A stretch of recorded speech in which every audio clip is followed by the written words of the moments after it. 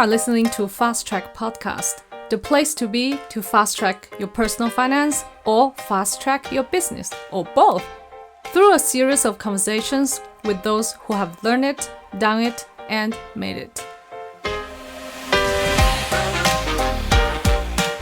Liz Wilcox is an email strategist helping bloggers build online relationships, package up their magic, and turn it into emails that people want to read, and most importantly, purchase from. She started as a blogger for more than 3 years, and during the 3 years' time, she has gained tremendous experience on email marketing and connect with her readers. And later on, she figured out how to sell effectively through email marketing. After she sold her blog, she became a full-time email strategist to help people craft amazing emails, connect with their subscribers, and improve the business top line. Today, we're going to talk about her personal experiences as a blogger, talking about RV life, as well as her first success and how she later became an email strategist and what do's and don'ts about email marketing. Welcome to Fast Track Podcast, Liz. Thank you so much for having me. I'm really excited. And me too, because in my intro, I said you have started a blog and you sold a blog and now you have another business. So I would like to know more a little bit about your background, like when you started your blog in the past, what is it about and why did you want to start a blog? Yeah, so I feel like a lot of people out there, they start blogs because it's a topic that they're passionate about. Right? You know, maybe you start a food blog because you just love food, and maybe you travel around and now you're starting to do recipes and all your friends tell you to start a blog. Well, that is not why I started my blog. So it was 2016 and I had just moved into an RV, which is like a caravan, depending on, where you live in the world, but basically a house on wheels. And I was married at the time, and my ex-husband was in the military, and he was going to get out of the military in about, I think it was a 2-year timeline. And I really wanted to travel in this RV we had bought. We had bought it to save money, right? It's very inexpensive here in America to live in an RV. We were also living in Alabama, which is a very inexpensive state. And so we were saving, a boatload of cash. And so, I started Googling how to live in an RV, how to travel plan for our big adventure when he got out of the military. And I started seeing all these kind of entrepreneurs, and I saw these bloggers. Then, of course, I got into, all the webinars of how to make $1 million in 3 years, or, how to make $100,000 in your first 12 months of blogging. And I was like, $100,000 USD, this is crazy. I need to start a blog too. And then I also saw, people traveling in their RV full time and living in it. And, it wasn't just a trip. This was their lifestyle. And I went to my husband. I said, oh my gosh, did you know people move these things? We should do this too. And he said, yeah, but, we're only going to go on a trip. I'm not getting out of the military for a couple of years. How would we fund that adventure, so to speak? Because my husband was an air traffic controller. You can't really move around when you have to be at the airport every morning. And I said, you know what? I keep seeing these bloggers out there. I think I'm going to start a blog. And so I started my blog as a business. I wanted it to be the full-time income that my family needed for us to travel around the country, travel around North America, and truly see everything. We also had a toddler at the time. We still have her. She's 7 now. Anyway, I started the blog and I knew I wanted it to be a business. I had no idea what I was doing. I was not an entrepreneur. Looking back, I had done a lot with the gig economy, and this was before Uber and Instacart and all that. But I did a lot. I found jobs off Craigslist and things like that. So I just took kind of that stick-to-itness and applied it to my blog. I said, okay, I'm going to figure this out. And after 6 months, I had learned that email marketing was the number one strategy. All these, quote unquote gurus were saying, oh, I wish I would have taken my email list more seriously. I wish I would have built my list quicker, et cetera, et cetera. And I said, well, mama didn't raise no fool. That's what I'm going to do. And so right from the get-go, I started building my email list. And then about 6 months into it, I said, okay, I need to create a product. But I was still kind of all over the place. When you start a business, you don't know who you're talking to. You're not exactly sure what you want to do, especially with a blog. You kind of have free reign, which, can be good or bad. And so I asked my people, my email list, hey, I'm kind of all over the place. I have no idea what I'm doing. I'm not even traveling yet. Why do you follow me? Why do you follow Liz Wilcox? They said, well, you're pretty funny and you can tell a good story.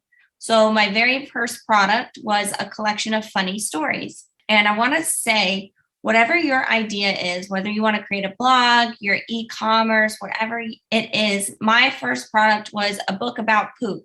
So the funny stories were like poop jokes, or, it was called Tales from the Black Tank. And the black tank is where your sewage goes in your RV. It sold $7,000 in like the first 90 days. It got picked up by an international sponsor, and it really sort of, I'll say, a slow skyrocket into making a name for myself in this RV blogging niche. And so if I can do that with poop, like whatever your idea is, it's way better. Like you're going to be successful. You just have to believe in yourself. I love this story. And your blog is about RV living or traveling? What is it about? Yeah, exactly. At that time, it wasn't really about anything. It was about my journey into living in the RV, into traveling, into trying to make it work. But we were stationary. We weren't moving. So I did a lot of stationary living blog posts at the time, 5 ways on how to not kill your spouse when you haven't moved in 6 months, and you're living in 400 square feet. Our first RV was 400 square feet. Our second RV was 200. But basically, I was just building the email list, and I was building this, I guess you can say, fan base. I hate that word, but this community is the word I'm looking for. I was building this community of other people that wanted to RV or were RVing and just found what I was doing inspirational. I was emailing them once a week saying, hey, this week we're getting ready to, we're planning this. And I would just share that. And so the blog eventually moved into just RV living and how to live in your RV, how I was living in my RV. I had a lot of stationary posts, for people that weren't traveling or were traveling very slowly. I had some family posts, people who are RVing with kids, but mainly it was very funny stories. I shared a lot of really funny RV stories, and people really liked that. Mm-hmm. And how long have you had this blog, and when did you sell it? Sure. So I started the blog in October 2016. And like I said, I started it as a business. And so I built up kind of a suite of products. I built a course, and I ended up selling it in March of 2020. So about 3.5 years I had the blog. Why did you decide to sell it? Yeah, so I started it as a business. And like I just made the joke about skyrocketing myself to RV fame with poop jokes, I realized that, I'm a lot smarter than that. And I was actually starting to get recognized at campgrounds at a lot of, they have things like RV rallies, and which are just big events with a bunch of RVers. And people always knew me as the RV poop lady. And I have a master's degree in education and leadership. And I was like, you know what? I really pigeonholed myself into this like funny, but kind of silly woman role. And there's nothing wrong with being funny and silly. And I definitely am. The poop jokes were just too much. Honestly, that's pretty much why I sold it. I knew I didn't want to talk about RVing forever. And I definitely didn't want to be the RV poop lady forever. But it made a very interesting and super fun journey into entrepreneurship. Also, I realized in 2019, I went to a conference and I had sold my course. And I had 141 people on my wait list. And at the end of cart close, I had 141 sales. And so a few months later, I went to a conference full of copywriters and marketers and things like that. I was telling the story about my 100% conversion rate. And everyone was like, what? That's crazy. You need to teach that. You need to teach that. And that really gave me the confidence to say, okay, yes, I am going to sell my blog. That is the direction I need to go. I need to teach people how to do email marketing. because that's where I saw success where other people didn't. The one thing you have to know about the RV niche is a lot of those people don't pay for electricity. They don't pay for water. They're very frugal, and they actually, it's kind of a game for a lot of RVers to see just how cheap they can be, to see just how low their living expenses can be. And somehow I was selling them books about poop and online courses when they'd never taken an online course in their life. And so I realized, okay, I've really got something to share here for all the other bloggers and people that aren't the typical business to business course creator. I found that if I could do it, I wanted to share that with other people. I love this idea that you have already built your business and use what you learned from building your business and then venture out into something else, which you can monetize from. Then what do you think for bloggers or online business owners when they use email, this marketing tool, to reach out to their communities? What do you think are the typical mistakes people are making? Yeah, well, number one, they are trying to tell too many stories. I know a lot of email marketers out there. I started my email marketing business after I'd already built a blog, after I'd been using email marketing for myself. I think a lot of other email marketers, they start off as like copywriters, and they're writing stories for other people, other B2B, but I was very B2C. Remember, like, these people don't want to pay for water or electricity, right? Like, how do you convince them to buy an online course? And so I found I had that unique perspective. And the one thing that I've learned is that telling stories, sure, I just told my story. It took 10 minutes, right? Stories do connect. I'm not saying that. But when you're writing a newsletter, especially when you're just a blogger or, even a maker, if you're an Etsy or, e-commerce site, people don't care that much about your story. They don't care what you ate for dinner last night and how that segues into you buying their jewelry or them buying your jewelry. What you can do instead is write a personal update. You want to make that personal connection. And so this is just 2 to 3 sentences in your email before you get into the content, your blog post or your sale or whatever it is you want to showcase that week or that month. It's just a personal update, 2 to 3 sentences. Like if you're on the phone, you call your mom and she asks how you're doing. You say, yeah, I just had a podcast interview and I'm just taking a break before I get a shower in today. That's the personal update, right? You're just sharing a little bit of your life. Hey, you did a podcast interview. That tells people something without having to try to write some story. Most copywriters, including myself, we get paid a lot of money to tell stories. Chances are that's not your thing. You sell something else. You don't sell writing stories. So don't try to. Also, just being inconsistent. Let's say you decide, yes, I'm going to commit to emailing my list, every Wednesday. Suddenly it's Thursday and you forgot to email your list. A big mistake I see is, I'll just wait till next Wednesday. No, just write, be consistent, stay top of mind. Those are really helpful. And just do it when you can, it doesn't have to be this big, oh my gosh, Tuesdays at 4 p.m. I've got to get it out. And, if you forget, just keep going. It's totally fine. And do you think people that, they don't have copywriting skills, they don't have marketing skills, and then they start a blog or business, do you think it's necessary to build a mailing list for every single online business? To have an email list? Yeah. Necessary? No. I mean, I would like for you to have a list, but, I do see lots of people that just run Facebook ads and, that's their bread and butter, and that's fine. But I will say, especially the time of this recording, it's August 2021. I know all summer long that, Apple came out with a new update. It was really messing with Facebook ads, Instagram, etc.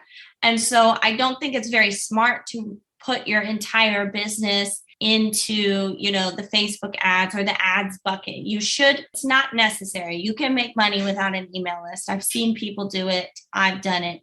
But I think the strongest and most secure way to make money is through an email list, because you own those emails. People have opted in and said, yes, give me more information, or yes, I want to buy this, or I'm interested in buying this. And so that's a very safe way. And then if you're into all the privacy updates and you believe in that sort of thing, I love having an email list because they can always opt out. When you're scrolling on Facebook, Facebook makes it very hard to not see those types of ads. If you're like, ugh, I'm tired of seeing X ad, it makes it difficult to stop seeing that, right? But with the email list, you can just put that unsubscribe at the bottom.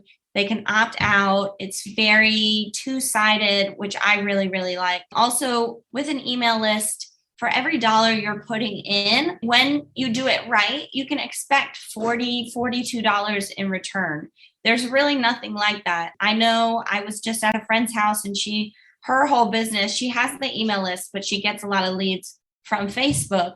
And she says, well, I put in $1, I get $1.50 back. You put $1 into email marketing, you get $42 back. So is it necessary? No, but it would be smart to have an email list, no matter what your business is. Even I know people with plumbing companies that have email lists, and they email their people once a month with tips depending on the season, right? If email marketing really can be for just about any business. And can you elaborate a little bit more on the fact that when you spend $1 in email marketing, then you get $40 plus return? How does it work?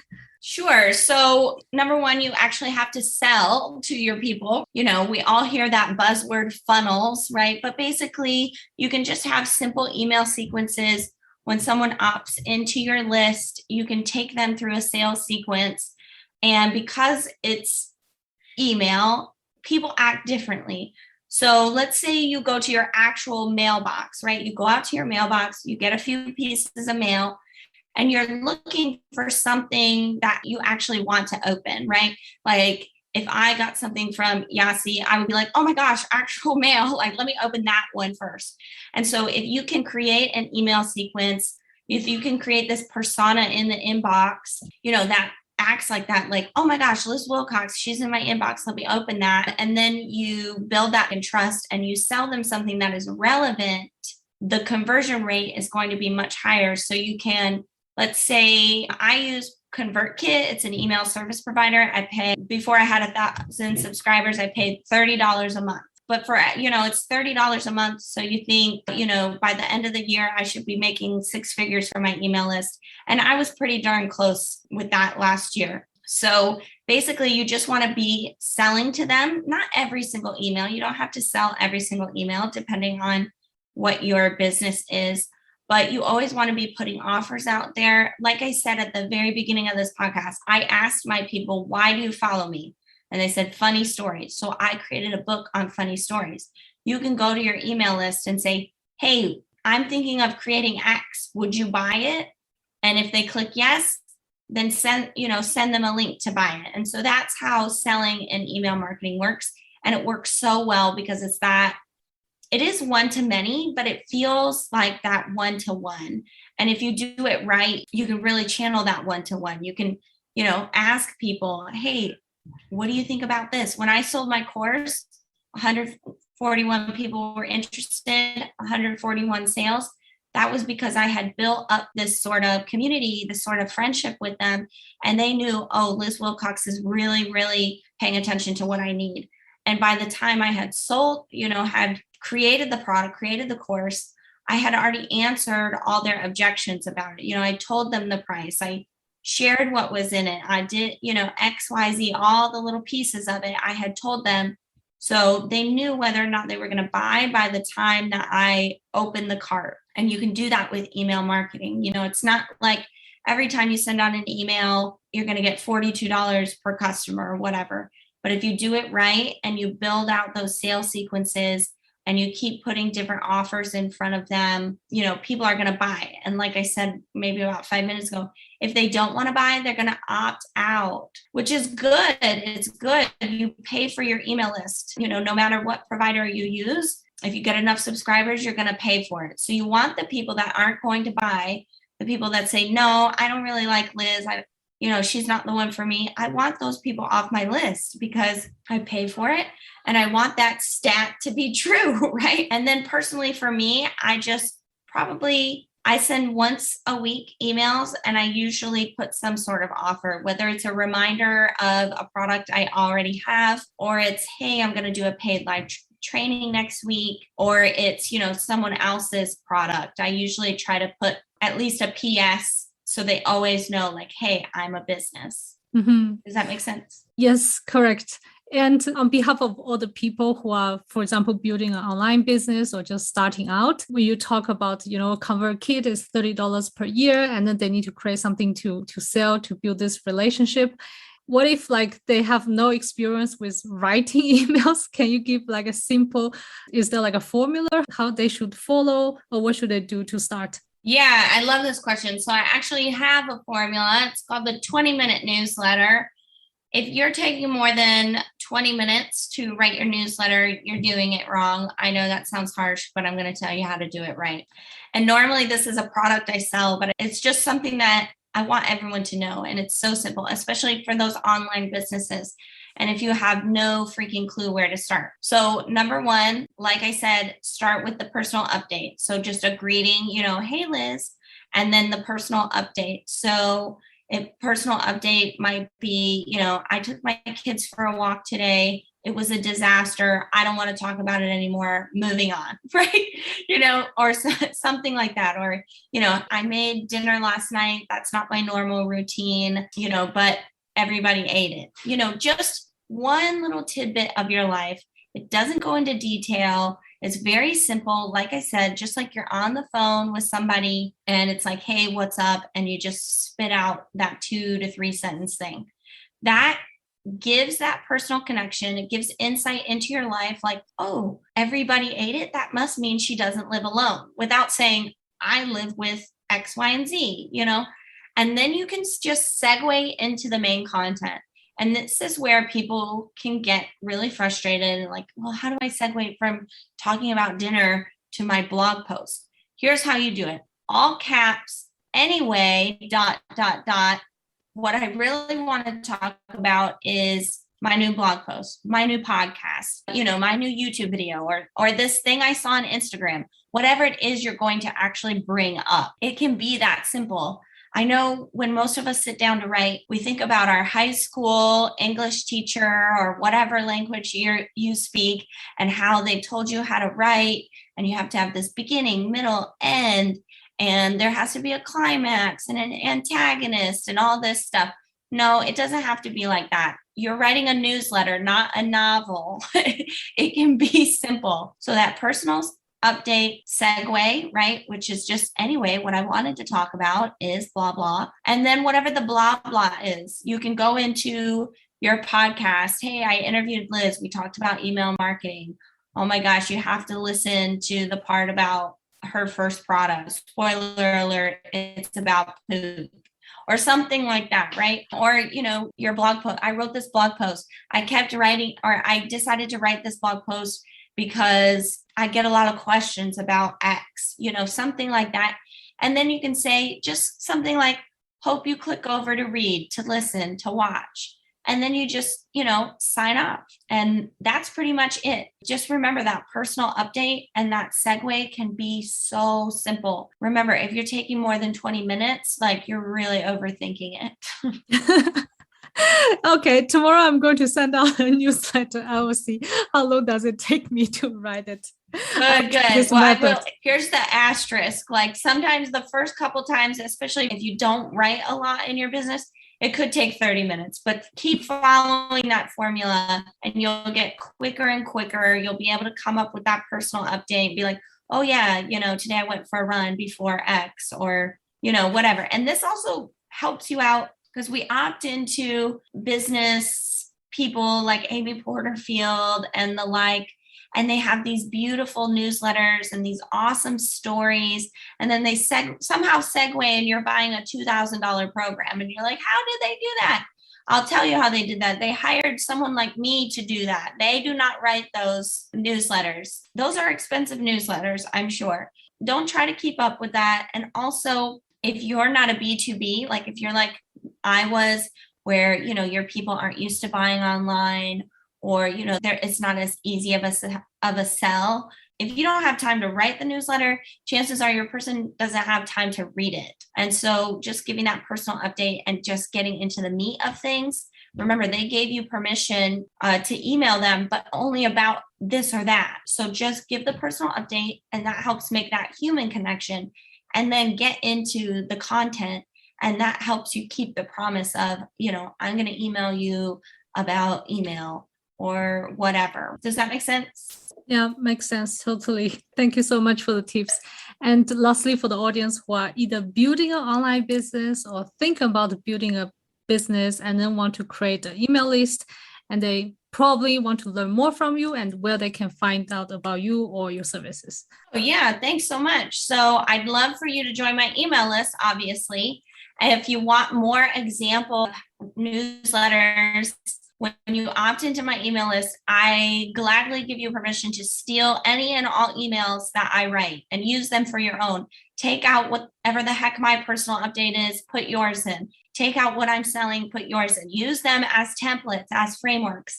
And you can go to lizwilcox.com. You can opt in the top right-hand corner. There's a hot pink button. It says free email swipes. Swipes are kind of like templates, but they're fully written out examples. And I have a swipe file for an entire welcome sequence. So when you get that first person, and I'm going to show you exactly how to build the foundation so that you can start selling right away. And I'm also going to give you 3 newsletter examples and then 52 subject lines. All these subject lines have given me a 40% or more open rate. And that you can also use them as prompts for your newsletter. Amazing. Thank you so much. And I'll make sure to leave all the links in the show notes. And thank you so much for being here today, Liz. Yeah, thank you. And I'm so excited to see what everyone does with their email marketing. I hope you enjoyed this episode of Fast Track Podcast. Show me your support by liking this episode and sharing it with your friends.